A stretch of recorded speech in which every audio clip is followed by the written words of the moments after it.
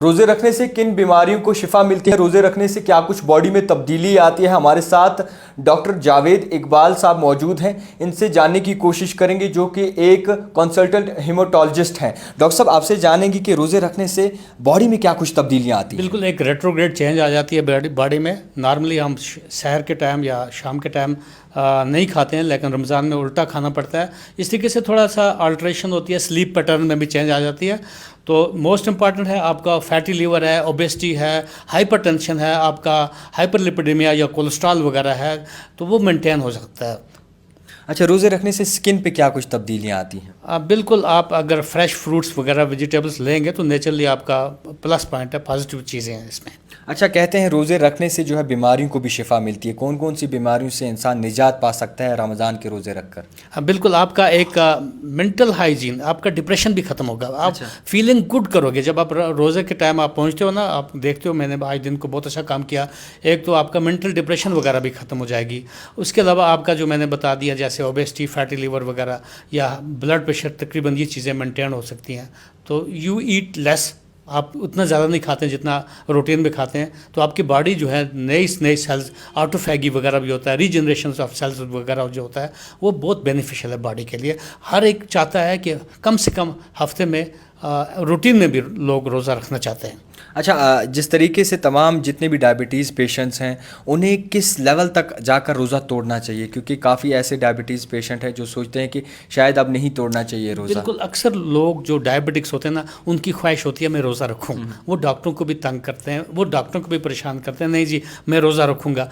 अलबत्ता मैं उनको बताऊंगा, अगर ब्लड शुगर 70 मिलीग्राम पर डेसीलीटर से डाउन हो जाए, अगर घर में ग्लूकोमीटर से वो चेक करते रहते हैं, तो अगर उसी टाइम उनको रोज़ा ब्रेक करना चाहिए और उसी टाइम ग्लूकोज वाली चीज़ें ले लेनी चाहिए।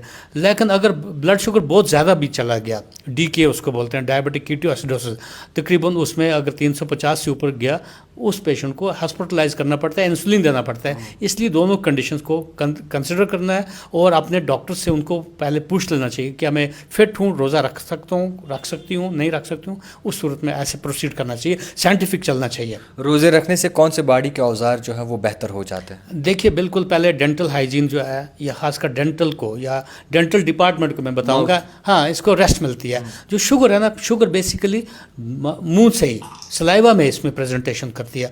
जब आप शुगर वाले पेशेंट को कहीं ऐसा नोट करोगे, देखोगे उनके पहले दांत बिल्कुल ख़त्म हो जाते हैं, फिर उनको डिटेक्ट होता है, उनको पता चलता है, हम टेस्ट कराते हैं तो निकलता है तो उनको डायबिटीज़ है। सो अंदर से दांत ख़राब हो जाते हैं, तब डायग्नोसिस होता है कि इनको तो डायबिटीज़ है। तो मोस्ट इंपॉर्टेंट पहले वहाँ से उनको रेस्ट मिलती है। उसके बाद आपका गैस्ट्रोइंटेस्टाइनल सिस्टम जो है, जो गट है, इसको बिल्कुल आराम मिलता है। आपका एब्जॉर्प्शन पावर जो गट का होगा, देखिए वो तो बढ़ेगा क्योंकि इतना टाइम आपने रेस्ट दिया। इसके साथ साथ एंडोक्राइनोलॉजिस्ट जो है, या एंडोक्राइन सिस्टम जो है, इसके अलावा एंडोक्राइन सिस्टम जो है उसमें भी बेहतरी आती है। अच्छा, एक आखिरी सवाल रहेगा, जितने भी लोग इस वक्त आपको देख रहे हैं, क्या कुछ कहना चाहेंगे कि इफ्तारी के बाद किस तरीके से खाना चाहिए और क्या कुछ लेना चाहिए पहले। सबसे पहले मैं बताऊंगा प्लेन पानी, अगर डायबिटिक हैं उनको बड़े काशियसली करना चाहिए, रोज़ा इफ्तार करना चाहिए। बबरीबल का पानी या बबरीबल लस्सी जो है वो बहुत पॉपुलर है। चिया सीड्स आजकल बहुत ज़्यादा पॉपुलर हुए हैं, कहीं चिया सीड्स डाल दो। उसके बाद 1 या 3 आपको डेट्स लेने चाहिए, ज़्यादा डेट्स भी नहीं चाहिए क्योंकि उससे आपको मोटापा। हाँ, मैं बताऊंगा एक इम्पॉर्टेंट चीज़, जो लोग एनीमिक हैं, चूँकि आपने मेरा इंट्रोडक्शन दिया एज ए हेमाटोलॉजिस्ट, बिल्कुल उस एंगल से मैं बताऊंगा खून कैसे बनेगा। अच्छा। वो इम्पॉर्टेंट है। ख़ासकर बच्चियों को या तकरीबन औरतों को क्या होता है, एनीमिया होता है, खून की कमी हो जाती है। उनको मैं बताऊंगा, एक टिप्स बताने की कोशिश करूंगा। जैसे हमारे पोमग्रेनेट है, अनार है, अनार का जूस, उसके साथ हमारा ये बीट रूट होता है, चुकंदर, उसको आप मिक्स करो, अपने घर में जूस बनाओ और वो पिया करो इफ्तार के टाइम। कोई लोग बबरीबल प्लेन पीते हैं। देखिए डायबिटिक वालों बेचारों को क्या पीना है, प्लेन पानी।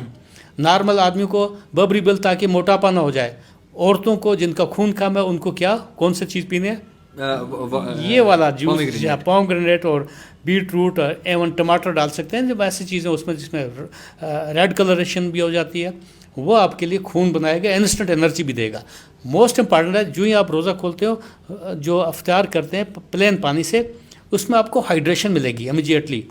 लेकिन एक इम्पॉर्टेंट चीज़ है, कैलोरीज कहाँ से मिलेगी, ताकत कहाँ से आएगी, ताकत खजूर से आएगी। सो ऐसी चीज़ें हैं, फ्रूट्स का भी इस्तेमाल इस दौरान ज़्यादा करते रहना चाहिए। खैर, बहुत शुक्रिया वक्त देने के लिए डॉक्टर साहब। मुसलसल आपसे बात की, बहुत अच्छा लगा। तमाम जितने भी लोग हैं अपनी सेहत का ख्याल करें। रमज़ान पाक मुक़द्दस महीना चल रहा है, रोज़े रखने हों तो ये चीज़ें ज़रूर आप फॉलो कीजिए और अपनी सेहत का ख्याल रखिए। देखते रहिए द टाइपराइटर जावेद खान के साथ।